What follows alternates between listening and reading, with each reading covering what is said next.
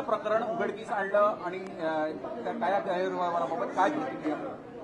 असं आहे की या प्रकरणाच्या संदर्भात सगळी माहिती मी मागवलेली आहे।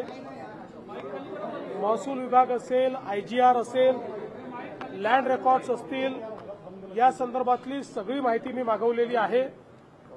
या संदर्भातले योग्य ते चौकशीचे आदेश देखील मी दिलेले आहेत आणि ही सगळी माहिती आणि जी काही प्राथमिक चौकशी आहे त्याच्या आधारावर या संदर्भात जी काही तुम्हाला सांगायचं ते मी सांगणार आहे।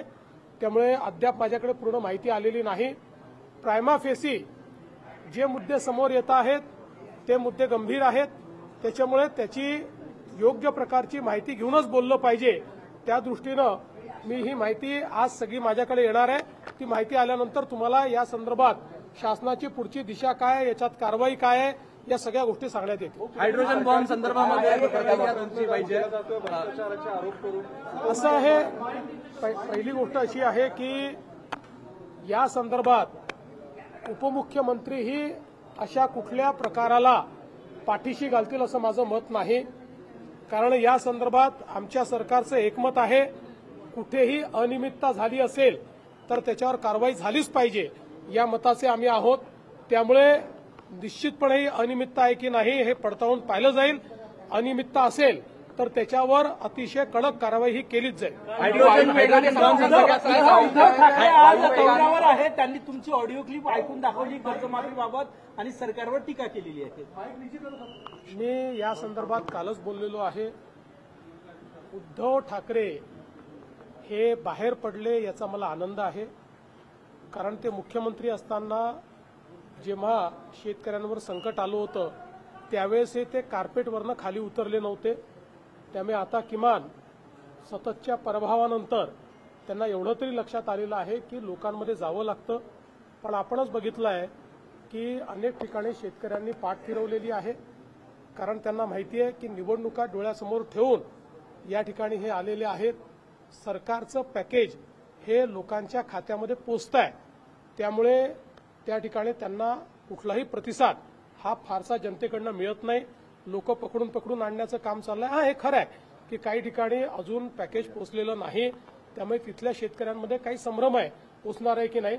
पण जसं आम्ही सांगितलं, रोज जवळपास 600 कोटी रुपये हे RBIच्या नियमानुसार त्या ठिकाणी आम्हाला द्यावे लागतात आणि त्याचं रिकन्सिलिएशन करावं लागतं, म्हणूनच पॅकेजला वेळ लागतोय।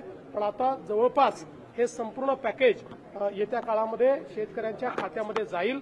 त्यामुळे मला असं वाटत नाही की निवडणुकीच्या तोंडावर कितीही प्रयत्न केला तरी देखील उद्धव ठाकरेंना फार रिस्पॉन्स मिळेल। राहुल गांधी यांनी कामठीबाबत आरोप केले होते। आता कामठीचे काँग्रेसचे उमेदवार सुनील भोयर यांचंच मतदान 2 ठिकाणी नोंदणी झालेली आहे, ते व्हायरल झालेलं आहे। राहुल गांधी ज्यावेळेस हायड्रोजन बॉम्ब म्हणतात त्यावेळेस ती फुसकी त्या ठिकाणी लवंगी असते, हे आता सगळ्यांच्याच लक्षात आलंय।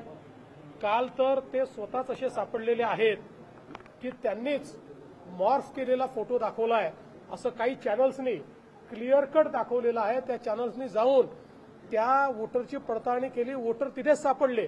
फक्त राहुल गांधींनी त्यांचा चेहरा दुसरा दाखवलेला आहे हे देखील त्या ठिकाणी लक्षात आलेलं आहे।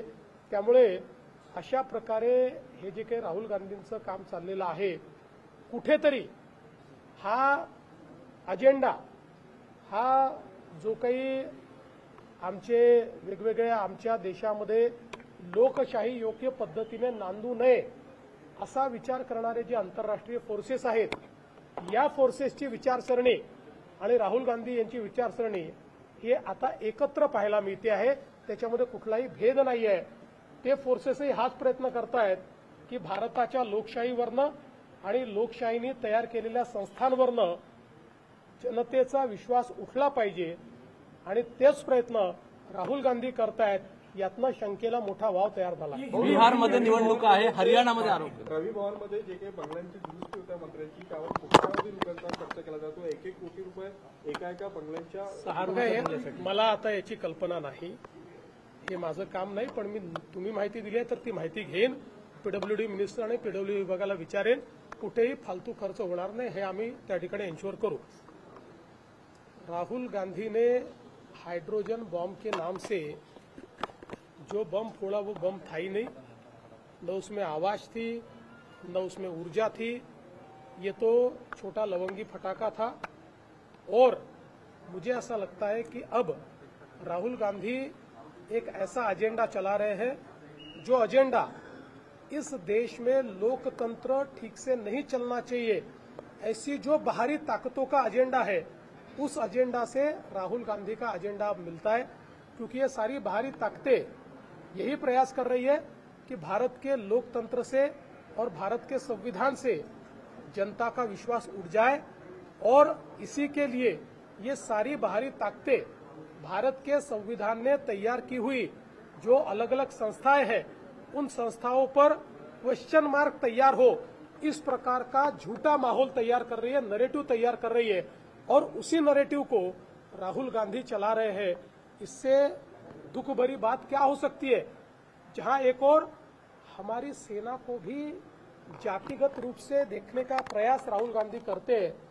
तो मुझे समझ में नहीं आ रहा कि राहुल जी किसके लिए काम कर रहे हैं। सेना के ऊपर क्वेश्चन मार्क, संविधान के ऊपर क्वेश्चन मार्क, संविधान के संस्थाओं ने जो व्यवस्था खड़ी की है उसके ऊपर क्वेश्चन मार्क। ये एजेंडा किसका है, ये राहुल गांधी किसका एजेंडा चला रहे हैं, अब ये बिल्कुल स्पष्ट हो रहा है। सीसीआयला कापूस खरेदीसाठी